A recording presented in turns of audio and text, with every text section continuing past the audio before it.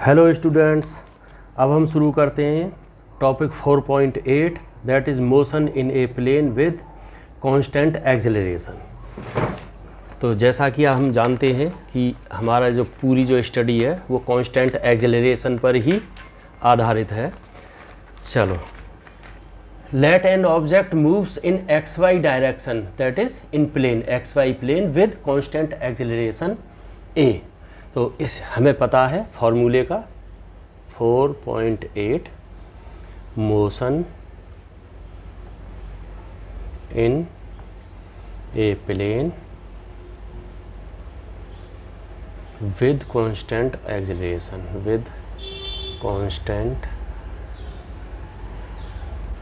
Acceleration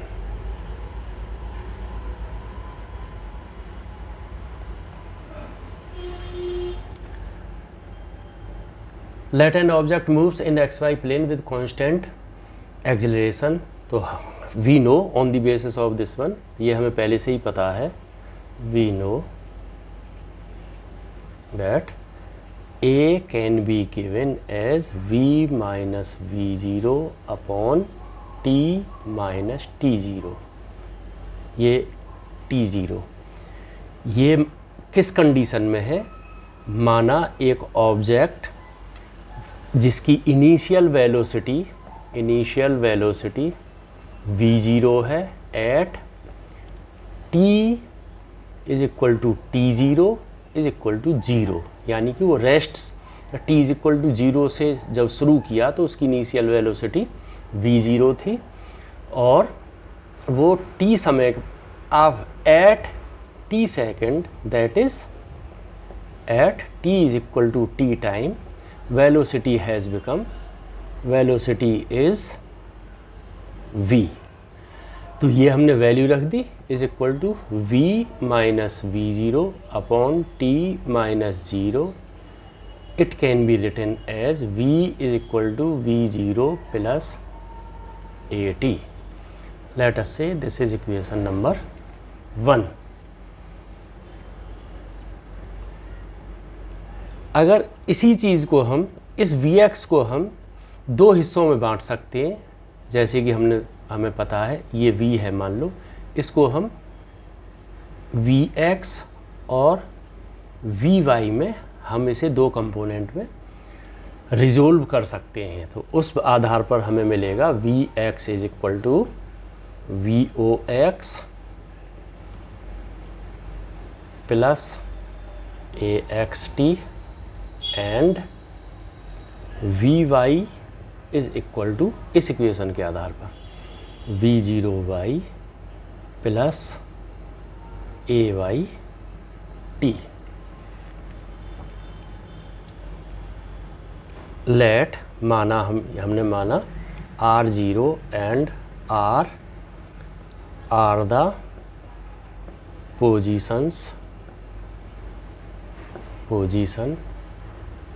vectors at t is equal to 0 and at t is equal to t respectively। r0 है t is equal to 0 पर, r है t is equal to t पर, और t is equal to 0 पर velocity है v0 और at t is equal to t time पर velocity है v। So we can write average velocity that is v bar is equal to v plus v0 upon 2 is equal to, इसकी value यहाँ से रख दीजिए, इसकी value v0 plus at upon 2 plus v0 और इस सारे का मल्टीप्लाई कर दीजिए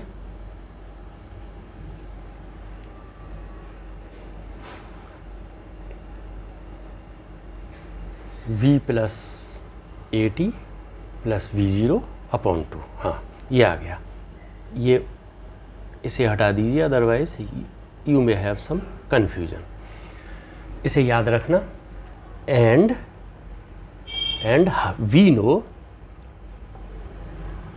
वी नो जो हमारा जो डिस्टेंस छोड़ो, पहले यहाँ से लो वेलोसिटी। जो हमें पता है वेलोसिटी का फॉर्मूला है velocity is equal to distance या डिस्प्लेसमेंट अपॉन टाइम। इसका मतलब ये हुआ so displacement is equal to velocity multiply by T. इसका मतलब ये हुआ कि जो हमारा डिस्प्लेसमेंट है hence displacement r minus r0 will be equal to velocity. Velocity हमारे पास ये है, इसको यहाँ पर रखिए, that is v0 plus AT upon 2 plus v0 और ये टाइम। तो इसकी सहायता से अगर आप इसे सॉल्व करेंगे then in that case you will get v0t plus half AT square. और अगर r0 को आप इधर ले जाएं then r will be equal to r0 plus v0t plus half AT square. अब इसको हम now we can right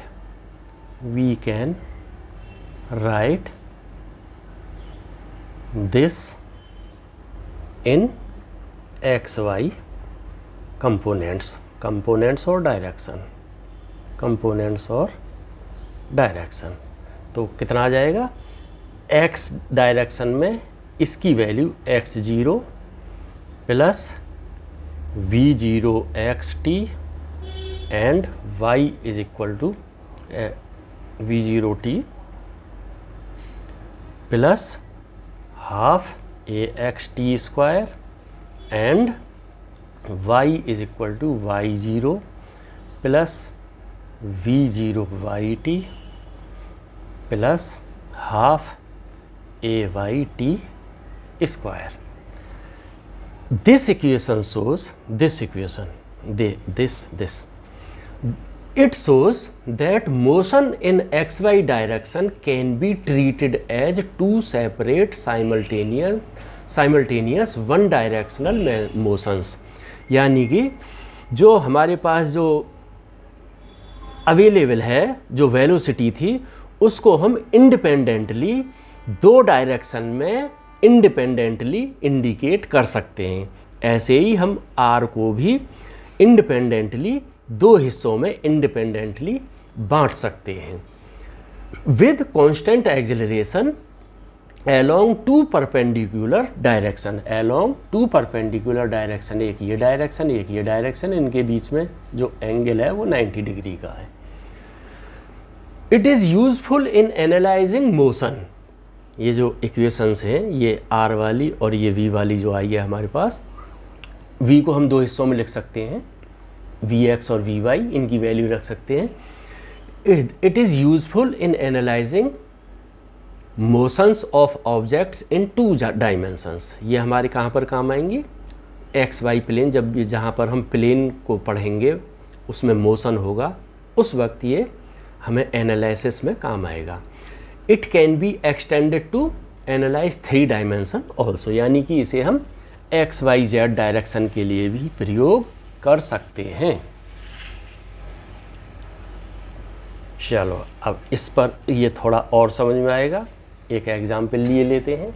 as per your book it is available, it is 4.5। इसमें ये बोलता है एग्जाम्पल 4.5 कहता है a particle starts from origin at t is equal to 0 with a velocity मतलब यहाँ पर v0 है, v0 is equal to 5 I metre per second. इसका क्या मतलब हुआ, आई मतलब ये जो पार्टिकल है, जो भी ऑब्जेक्ट है, वो एक्स डायरेक्शन में जा रहा है सीधा, लाइक दिस, स्टार्टिंग में at t is equal to 0 पर जब इसने स्टार्टिंग किया, and moves in X Y plane under action of a force which produces a constant acceleration of acceleration. Constant acceleration है 3i plus 2j metre per second square. जब ये starting में t is equal to 0 पर जब इसकी velocity x direction में थी, अब इस पर at t is equal to 0 पर ये एक्सेलरेशन काम करना इसने शुरू कर दिया। अगर इसने काम करना शुरू कर दिया है तो इसकी जो सारी डायमेंशन बदल जाएंगी। अब ये कहता है व्हाट इज़ द y का coordinates, y coordinates is equal to what, ये हमें कैलकुलेट करना है, of the particle at the instant its X coordinate at, जबकि ये वाई कोऑर्डिनेट हमें कब निकाल लें, जब हमें x is equal to 84 metres दे रखा है, नंबर 1। चलो इसी को निकालते हैं। तो हमारे पास डायरेक्ट फार्मूला है R T is equal to v0t plus half AT square. अब इसमें हमने हमारे फार्मूले में ये और था R0 प्लस, तो ये R0 कहाँ चला गया, ये R0 हमने इसलिए नहीं लिया क्योंकि पार्टिकल स्टार्ट हुआ है at t is equal to 0, so R0 will be equal to 0। ठीक है, तो इस वजह से हमने इसे नहीं लिखा है R0 को। अब इनकी वैल्यू रख दीजिए, v0 की वैल्यू क्या है 5i और इस t को रख दीजिए, प्लस हाफ a की वैल्यू है 3i plus 2j t square, ये हमारी वैल्यू हो गई r की। अब इसको और इसको एक जगह रख लीजिए, तो ये आपका आएगा, ये इसे डिवाइड करें तो ये 1.5 रह जाएगा, यानी कि 5t plus half t square I direction यानी कि x डायरेक्शन में, प्लस ये 2 से 2 ये कट जाएगा, इसका मतलब ये अकेला t स्क्वायर रह जाएगा, ये अकेला t स्क्वायर रह जाएगा। इसका मतलब जो हमारे जो एट टाइम t पर हमारी जो वैल्यू है r की वैल्यू इतनी आएगी, जो कि x डायरेक्शन में कंपोनेंट इस r का रिजल्टेंट का, इसका ये तो हो गया ये पोर्शन, और y डायरेक्शन ये j ये है j डायरेक्शन में, j मतलब y डायरेक्शन में, ये कंपोनेंट यहाँ पर आ गया। इन केस अगर r ये था तब x कंपोनेंट ये है और y कंपोनेंट ये है, अगर आगे ज़रूरत पड़ती है वी कैन यूज़ इट। अब आगे बोलता है कि हम इसे 2 कंपोनेंट में बांट सकते हैं इस r को, यानी कि एक तो x कंपोनेंट हो गया, एक y कंपोनेंट हो गया। x कंपोनेंट कौन सा है, ये वाला, तो इसे हम रख लेंगे 5t प्लस 1.5 t स्क्वायर, और ये y कंपोनेंट हमारा है इज इक्वल टू, ये किसके कंपोनेंट है, इस r के, means we have resolved r into 2 parts x and y is equal to t square. तो अब इसके लिए हमारे पास वैल्यू अवेलेबल है, वैल्यू हमारे पास है, x की वैल्यू है 84 मीटर, ये वाली, इसे यहाँ पर 84 रखिए इज इक्वल टू, इसे रखिए 5t प्लस 1.5t स्क्वायर, इसको कैलकुलेट कीजिए।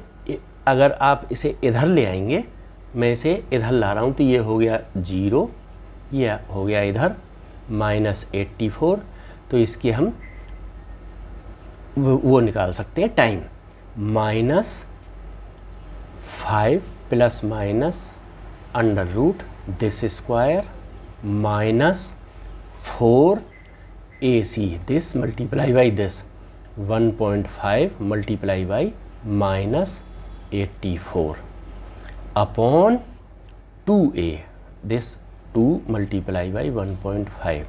अगर आप इसे सॉल्व करेंगे in that case you will get t is equal to 6 second. ये हमारे पास 6 सेकेंड आ गया। अब हमें निकालना क्या है, y कोऑर्डिनेट। y कोऑर्डिनेट निकालने के लिए इस 6 सेकेंड को यहाँ पर रख दीजिए, इस 6 सेकेंड को यहाँ पर रख दीजिए और यहाँ पर रख दीजिए।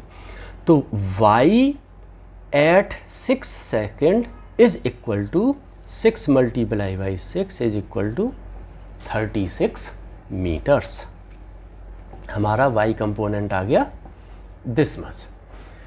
नेक्स्ट है पार्ट बी बोलता है, पार्ट बी कहता है what is the speed of particle at that time. तो स्पीड हमें निकालनी है at that time means at t is equal to 6 second पर इसकी स्पीड क्या है। तो इसके लिए हमारे पास सीधा सीधा फॉर्मूला है v is equal to D R upon D T. D R की वैल्यू क्या है हमारे पास, ये r की वैल्यू है ये, यानी कि ये वैल्यू है। इसे डिफरेंशिएट, इस पूरे को डिफरेंशिएट कर दीजिए with respect to t। In that case you will get 5t plus 3t i plus 2j cap. ये हमारे पास v की वैल्यू आ गई। इस v की वैल्यू से हम इसे निकाल सकते हैं। It will come 5t। ये नहीं आएगा मेरे विचार से, हाँ, क्योंकि ये t हट जाएगा विद रेस्पेक्ट टू में। तो 5 plus 3t। Now at t is equal to 6, at t is equal to 6 second v will be equal to 5 plus this multiply by this, ये इसकी वैल्यू है 6, 6 multiply by 3 6, it has come 18 i cap plus 2, यहाँ पर t भी आएगा, multiply by 6j is equal to 23 i plus 12j। ये आ गया। अब इसकी मैग्नीट्यूड हम निकाल सकते हैं। Now there is no problem. Magnitude of v is equal to root 23 square plus 12 square. With the help of calculator you can get the value of 26 meter per second. Now if you want to calculate the angle of this one with respect to x-axis, in that case theta will be equal to inverse tan y component कितना है 12 upon x component कितना है 23। इसको आप calculate कीजिए। Whatever angle is coming that will be your, इस velocity से x की डायरेक्शन से इसका एंगल ये theta you can get with the help of calculator. Okay, I think it is okay. If you have any doubt you can write in comment box, and to save your time while watching my video, at that time you can increase the speed of video so that in minimum time you can get more information. Now next topic is your 4.9, that is 4.9 relative velocity. ये आपने पढ़ रखा है पहले भी, बस ये है कि वहाँ पर 1 डायमेंशनल था, यहाँ पर 2 डायमेंशनल है, यानी कि यहाँ पर हम प्लेन में पढ़ रहे हैं और अंतर कोई नहीं है इन 2 डायमेंशन। इन 2 डायमेंशन मतलब इन प्लेन। सो फ्रॉम सेक्शन 3.7, जब ये आप चैप्टर 3 के टॉपिक नंबर 3.7 में जाइए, वहाँ पर हमने पढ़ा था VAB is equal to VA minus VB और VBA is equal to VB minus VA। Hence so VAB is equal to minus VBA। लेकिन इन दोनों ही कंडीशन में इनकी मैग्नीट्यूड हमेशा बराबर रहेंगी and magnitude of VAB will be equal to magnitude of VBA, क्योंकि negative का अंतर नहीं पड़ता है मैग्नीट्यूड पर। ये पहले पढ़ रखा है, सिर्फ इसे अब हम 2 डायमेंशन में देखेंगे। अब आपको एग्जाम्पल 4.1 याद रखना है। 4.1 उस एग्जाम्पल में जो मेरे को याद पड़ता है, उस एग्जाम्पल में हमने पढ़ा था, you can check your book, उसमें बोलता है कि बारिश 4.1 के अनुसार बारिश स्ट्रेट ऐसे पड़ रही है वर्टिकली डाउनवर्ड और हवा ऐसे चलती है, हवा ऐसे चलती है। तो इस केस में ये जो ड्रॉप्स हैं, जो बारिश है, वो कुछ तिरछी हो जाएगी, कुछ तिरछी हो जाएगी।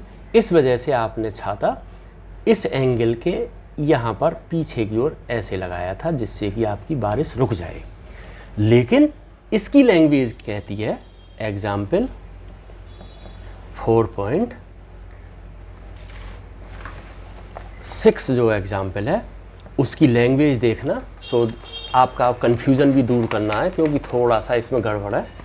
इसमें कहता है कि बारिश तो ऐसे ही पड़ रही है, rain is falling like this means vertically downward, यानी कि नॉर्थ टू साउथ बारिश पड़ रही है with a speed of 35 metre per second. ये तो बारिश पड़ रही है। अब जो है ये बोलता है a women rides a bicycle with a speed of 12 metres. इसमें हवा चल रही थी और आप जो यहाँ पर शांत खड़े थे, यू वर स्टैंड स्टिल, मतलब आप हिलडुल नहीं रहे थे, आपके हाथ में बस एक अम्ब्रेला था। इसमें क्या है, ये लेडी अपनी बाईसाइकिल से इधर जा रही है with a speed of 12 metre per second, 12 metre per second. तो इन दोनों में आप थोड़ा कल्पना करके देखिए, अगर आप खड़े हैं और हवा पीछे से आ रही है तो इसका मतलब छाता आप पीछे लगाएंगे। लेकिन अगर आप साइकिल से जा रहे हैं तो आपकी स्पीड कुछ होगी। अगर बारिश सीधी ही पड़ रही है तो आपको ऐसा लगेगा कि मुंह पे बूंदें आएंगी। अगर मुंह पर बूंद आएंगी तो आप जो छाता आगे की ओर लगाएंगे, यानी कि अगर आप ऐसे जा रहे हैं तो आपको छाता यहाँ पर लगाना पड़ेगा। कल्पना करके देखो, अगर आप ये है बारिश ऐसे पड़ी, आप ऐसे जा रहे हैं, तो इस केस में आपको जब आप ऐसे जाएंगे, आप कल्पना करो थोड़ा, तो आपकी जो छाता है वो आगे की ओर लगाएंगे। तो यहाँ पर ये ऐसा क्यों हुआ? क्योंकि विद रेस्पेक्ट टू ग्राउंड अगर हम देखें, ऑब्जर्व करें, तो इसकी और इसकी रिलेटिव वेलोसिटी यहाँ पर आई है। रिलेटिव वेलोसिटी, ये जो डिफरेंस आया है, यहाँ पर आदमी आराम से खड़ा था, बारिश हो रही थी और हवा चली थी। यहाँ पर आप खुद जा रहे हैं और विद रेस्पेक्ट टू ग्राउंड इनकी रिलेटिव वेलोसिटी की वजह से ये अंतर आया है। और अगर हम इसे ग्राफ के द्वारा दिखाएं तो ये मान लो बाइकर है, बाईसाइकिल है, ये रेन है नॉर्थ टू साउथ, इसकी 35 मीटर पर सेकंड है और इसे ये रेन है। अब इस कंडीशन में इसको हम रिलेटिव बनाना है, that's why we will take this one this side minus VB।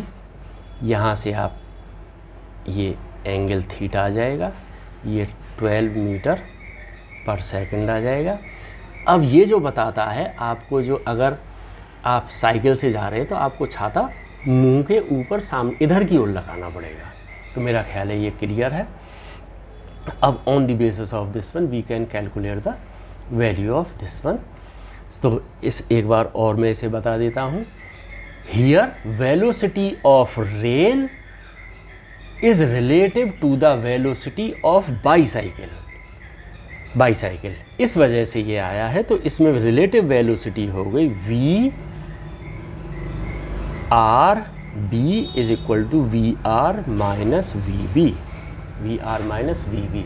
तो इस वजह से अगर अब इसका एंगल निकालेंगे, tan theta will be equal to this upon this 12/35 is equal to 0.343 और theta is equal to around 19 degree. This you can calculate with the help of the calculator. इसका मतलब ये हुआ कि उस औरत को नॉर्थ से वेस्ट की ओर 19 डिग्री पर अपना छाता लगाना पड़ेगा, जिससे कि उसके ऊपर बारिश न आए। मेरा ख्याल है ये आपका ये डाउट क्लियर